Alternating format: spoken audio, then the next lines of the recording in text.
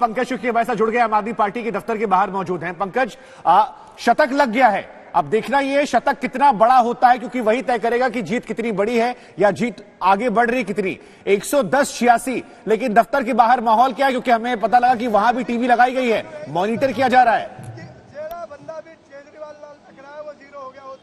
बिल्कुल, पल पल की अपडेट को यहाँ पर लिया जा रहा है आम आदमी पार्टी के समर्थकों की तरफ से, और बड़ी सी स्क्रीन यहाँ पर लगाई गई है। और ये सुनिए, स्पीकर पर गाना रंग दे बसंती चोला, ये जो गाना है अब आम आदमी पार्टी दफ्तर में गूंजने लगा है, क्योंकि ये वही गाना है जब अरविंद केजरीवाल कोई जनसभा या रोड शो करने पहुंचते हैं दिल्ली में, तो इसी गाने की शुरुआत के साथ उनकी एंट्री होती है। लेकिन ये देखिए, यहाँ पर एक अरविंद केजरीवाल के फैन पहुंचे हुए हैं, और अरविंद केजरीवाल के फैन कुछ इस अंदाज में नजर आ रहे हैं। लिखा हुआ है, जो केजरीवाल से टकराएगा वो जीरो हो जाएगा। बिजली टकराई जीरो, पानी टकराया जीरो, बस टिकट जीरो, कांग्रेस जीरो।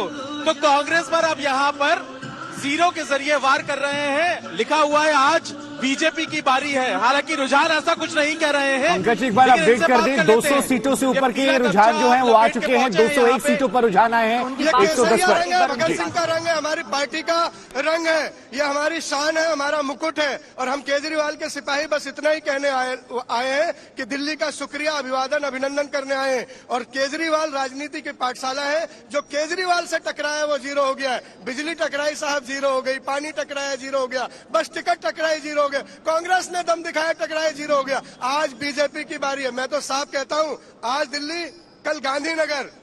बोलो साहब, जाओगे किधर?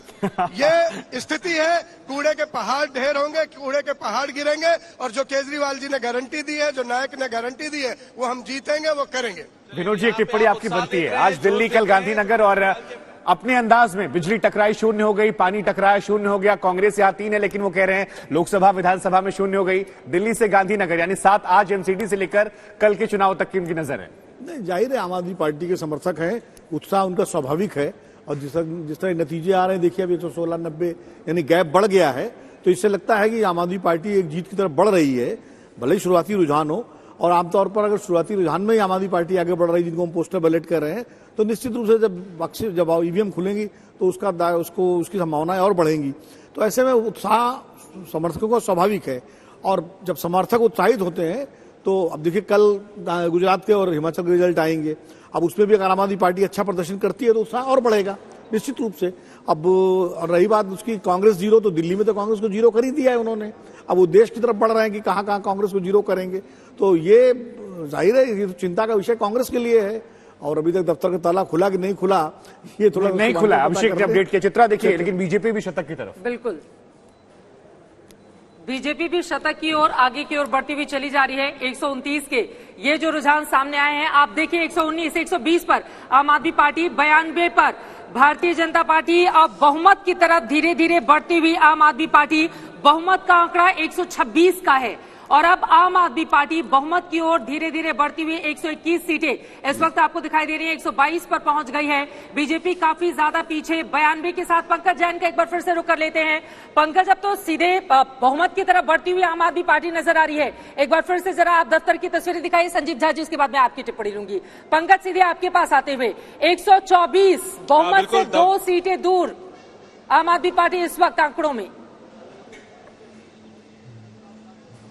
बिल्कुल, 127 हो गई, बहुमत का आंकड़ा क्रॉस कर लिया। पंकज, मैं लौट रही हूँ फौरन आपके पास। 224 के आंकड़े सामने आए हैं।